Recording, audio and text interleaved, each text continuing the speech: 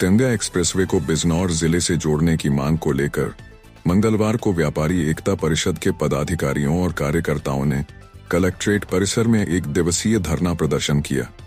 संगठन के 7 पदाधिकारी भूख हड़ताल पर बैठे और सरकार से शीघ्र निर्णय लेने की मांग की। व्यापारी एकता परिषद के प्रदेश अध्यक्ष राहुल वर्मा, प्रदेश उपाध्यक्ष शमशाद अहमद अंसारी, जिला अध्यक्ष मानव शर्मा, जिला मंत्री हितेंद्र खरबंदा, जिला उपाध्यक्ष राजीव कुमार, नईम अहमद अंसारी और नगर अध्यक्ष मुस्तकीम अहमद इस अनशन में शामिल रहे। पदाधिकारियों ने कहा कि बिजनौर महात्मा विदुर की पावन धरती है और मुख्यमंत्री योगी आदित्यनाथ पहले ही यह घोषणा कर चुके हैं कि प्रयागराज से मेरठ तक बन रहे गंगा एक्सप्रेसवे को बिजनौर से हरिद्वार तक बढ़ाया जाएगा। उनका कहना है कि सरकार की इस घोषणा को अब अमीजामा पहनाने की आवश्यकता है। प्रदर्शनकारियों की मांग है कि एक्सप्रेसवे का विस्तार अमरोहा के तिगरी घाट से होते हुए बिजनौर के विदुर कुटी बैराज, बालावाली, नांगल सोती के रास्ते हरिद्वार तक किया जाए। संगठन का मानना है कि इस विस्तार से किसानों, व्यापारियों, मजदूरों और युवाओं को बड़ा लाभ मिलेगा और जिले का समग्र आर्थिक विकास संभव होगा।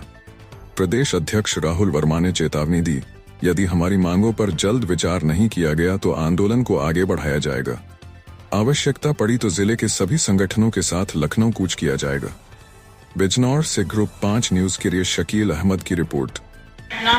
तो एक गंगा एक्सप्रेसवे के लिए भूख हड़ताल पे भी लोग बैठे हैं, तो बहुत जरूरी है कि हमारी आवाज लखनऊ तक, दिल्ली तक पहुंचे और हम सब जितने भी बिजनौर वासी हैं आपके साथ हैं।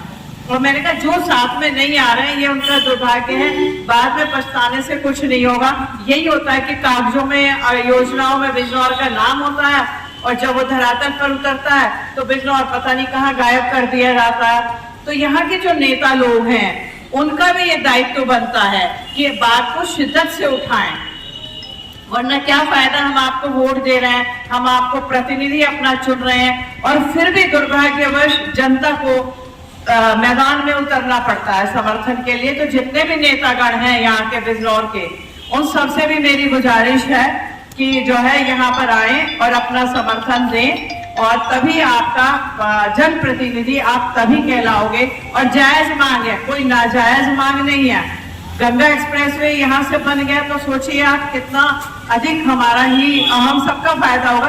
और खाली बिजनौर ही क्यों, बिजनौर के आसपास जो कस्बे हैं, जगह हैं, उन सबको भी आना चाहिए और मांग दूर तक जानी चाहिए। मानव जी बताइए, आप लोग धंधे पे हैं, क्या समस्या है, क्या परेशानी? समस्या सबकी पूरी जनता की एक ही है। बिजनौर जनता चाहती है उसको गंगा एक्सप्रेसवे मिले, क्योंकि अगर उसको गंगा एक्सप्रेसवे नहीं मिला तो बिजनौर के बहुत सारे जो विकास हैं वो सब रुक जाएंगे और जो बिजनौर की जनता का हक है गंगा एक्सप्रेसवे, तो उसको मिलना चाहिए।